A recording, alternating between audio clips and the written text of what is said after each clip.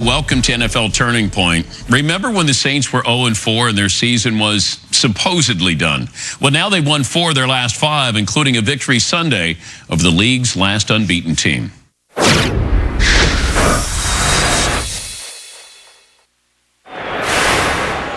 Having won 6 of the last 7 in this bitter rivalry, the Saints seemed a likely candidate to hand the Falcons their first loss of the season. It's about to go down, man. Hey, just watch me. It's about to go down. New Orleans and Atlanta are known for their explosive offenses. Early on, there were plenty of fireworks inside the Superdome. Roddy White's there, and it is caught. Out of bounds goes White at the 1. Jabari Greer cannot run with Roddy White.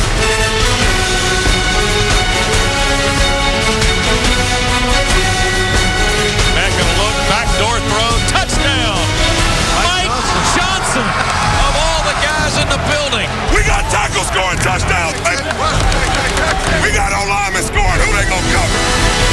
So 2nd and 10 for the Saints from their 44-yard line. Here's right side run by Ivory. Ivory is being strung out, now turns the corner, and he's still in bounds and keeping his feet. 30, 25. Chris Ivory going to slip off Dante Robinson inside the 10. 5, touchdown Saints.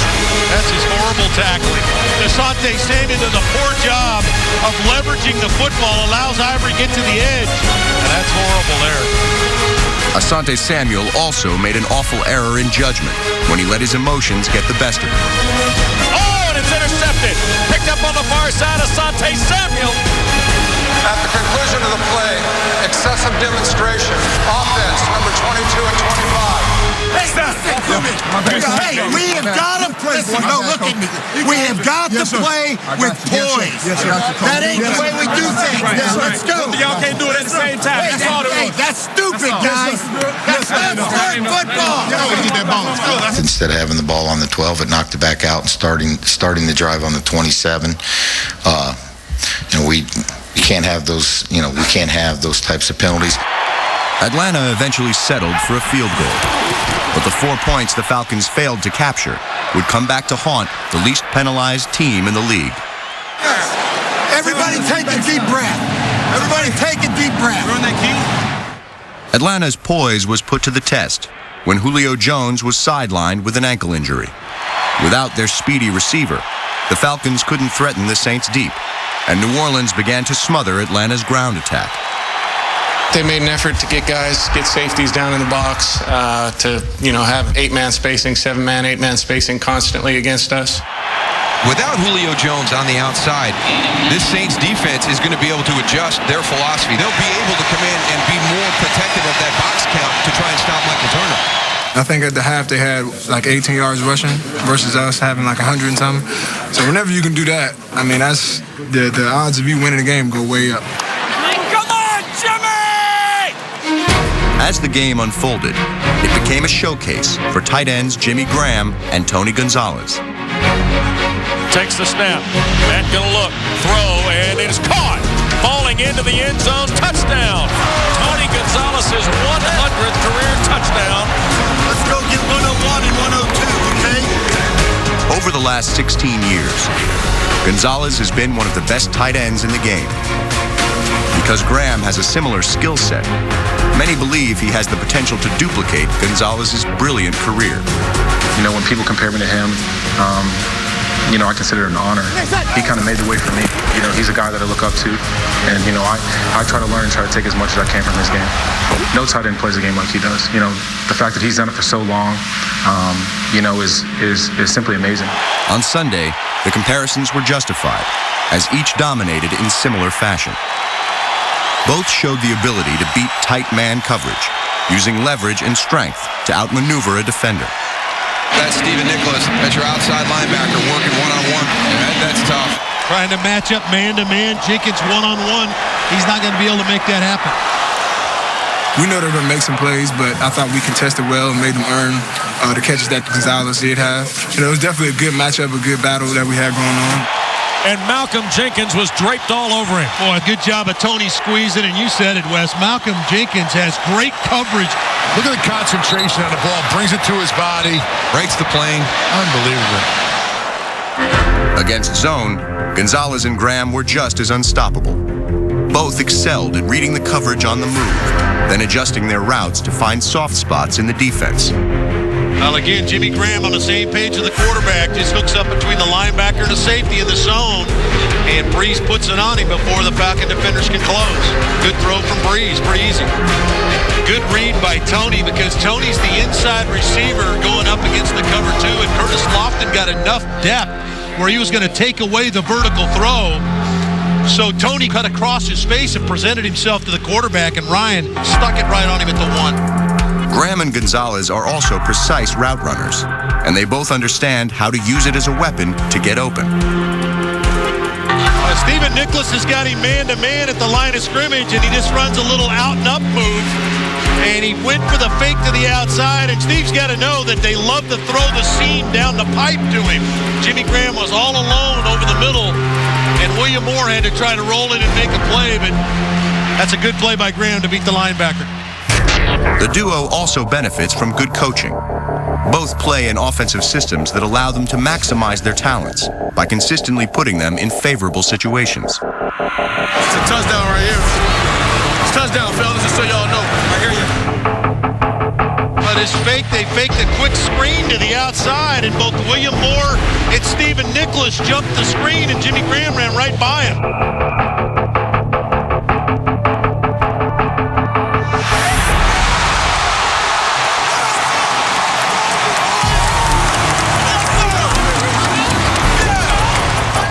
In this duel between future Hall of Famer and rising star, the kid had proven his worth. More important, Graham had the Saints ahead by 4 at halftime. This past year at the Pro Bowl, one comment I remember Tony making to Jimmy was, I used to be able to dunk over the goalpost too. That used to be my deal. And then one day, I went up there and it just wasn't happening. And so there's going to be a time when you go to jump and dunk it and it just ain't going to happen. That'll never happen, I mean, I'm 6'7", and even one day when I'm 295 pounds, I'm still going to be able to dunk. Up next, the turning point in New Orleans. Oh, what a one-handed grab! And later, welcome back to NFL Turning Point, presented by Chevrolet. In his 4+ seasons as Atlanta's head coach, Mike Smith has won nearly 70% of his games, but he's just 2-7 against New Orleans. This may be his best Falcons team yet, but once again, they came up short against the Saints. Let's go, defense!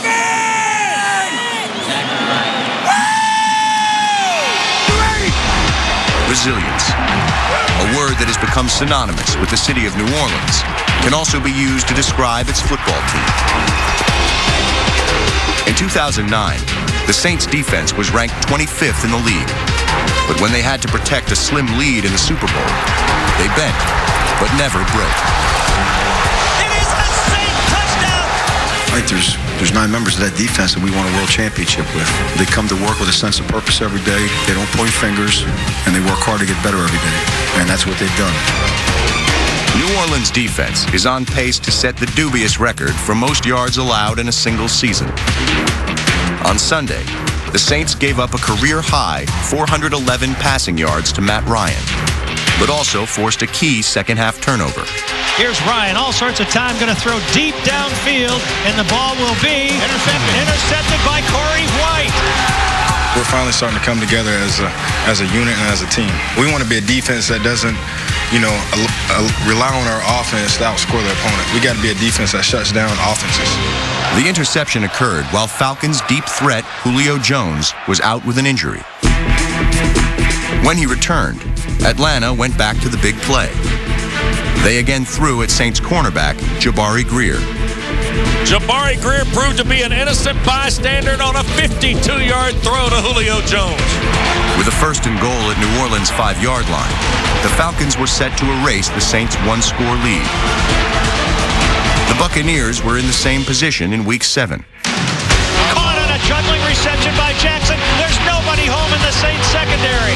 Vincent Jackson was stopped at the 1-yard line by Saints safety Malcolm Jenkins. You got to give Malcolm Jenkins some credit right there for hustling to get down there, because you never know what happens after this. 4th and goal. It's Freeman rolling right. Can he outrun Cameron Jordan? No. He cannot! What a goal line stand. 3rd and goal from the 2-yard line. Fade route thrown off the field of play and incomplete for Julio Jones. Malcolm Jenkins on the coverage. Good stop by the Saints defense right there to hold this to field goal attempt. We gave up a couple long balls that we wish we can get back. I thought the defense did a great job of really standing up and making the plays when we needed it. When you get the ball down there, you feel like there's no question you're going to punch it in. But credit to them. They did a good job. They made the plays that we didn't make. They came in the wrong house. They came in the wrong house. With New Orleans' lead down to 1, tight end Jimmy Graham provided another boost for the Saints. Brees is going to throw. That's Jimmy Graham behind Moore. After the teams traded field goals, New Orleans regained its 4-point lead. Atlanta's offense marched back down the field before Malcolm Jenkins again stood his ground. Tracked down at the 1. Malcolm Jenkins and Johnny Patrick were there. With the Falcons only 1 yard away from the go-ahead score, the Saints defense provided the game's turning point. Earlier in the 4th quarter, Matt Ryan found Tony Gonzalez over the middle for a touchdown. Touchdown, guess who? Tony Gonzalez. With 2nd and goal at the Saints' 1-yard line, Ryan again looked for Gonzalez over the middle. Ryan, play action, throws it in the end zone, and it's broken up and incomplete. Malcolm Jenkins slapping the ball away from Tony Gonzalez, and it'll bring up 3rd and goal from the 1. To be able to hold them on the goal line like that, 2nd and 1, 3rd and 1, 4th and 1, and we get the ball back, that's amazing. On 3rd and goal, the Falcons tried to run against the NFC's worst rushing defense. New Orleans is allowing an average of 162 rushing yards per game in 2012, but they held Atlanta to just 46 yards on Sunday. We did not run the ball very effectively. They did a nice job with their penetration. Mike Smith has tried to break New Orleans' defense before. Last season, the Falcons lost an overtime game against the Saints after Smith went for it on 4th and 1, deep in his own territory. 4th and 2 chain links. Want to win a championship, I think you have to be able to consider your offensive line will get you 6 inches. Yep. Michael Turner, and he is hit in the backfield and dropped. Wow, and you talk about some turning points. It's my responsibility as a head football coach. You have to make tough decisions in a football game, and I take full responsibility for it. What's going to come back to haunt you is the same thing that haunted you last year, is you can't get 1 yard with the run game. The Falcons will have it 4th and goal from the 2-yard line. And you know, Falcons don't really have any choice. I mean, they've got to go for the win. Let's go. Let's go. Can the Saints rise to the occasion in the red zone? Matty Ice throws back at the end zone. Broken up. Jabari Greer slaps it away from Ronnie White, and the Saints have held. It's very frustrating, and it's whether it's 1 yard, whether it's 10 yards. When you don't win, it's frustrating. We had our chances. We did. We had our opportunities with the ball in the tight red zone, and we didn't make the plays we needed to. The Saints are going to drop the Falcons from the ranks of the unbeaten. On the 4th down incompletion, the Falcons again tried to test Saints cornerback Jabari Greer. Given the circumstances earlier in the game, giving up 2 big plays, I was kind of depressed before that play. I saw my name on the waiver wire, and guys just continue to uplift me, and we encourage each other. I don't want to give away my secret formula, but that's a play that we saw on film.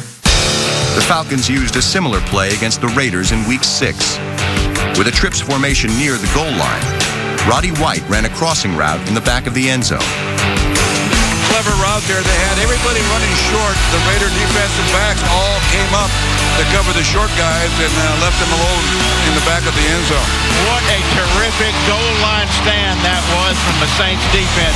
As maligned as they have been all year long, they have come up sometimes in some very big situations. None bigger than that one right there.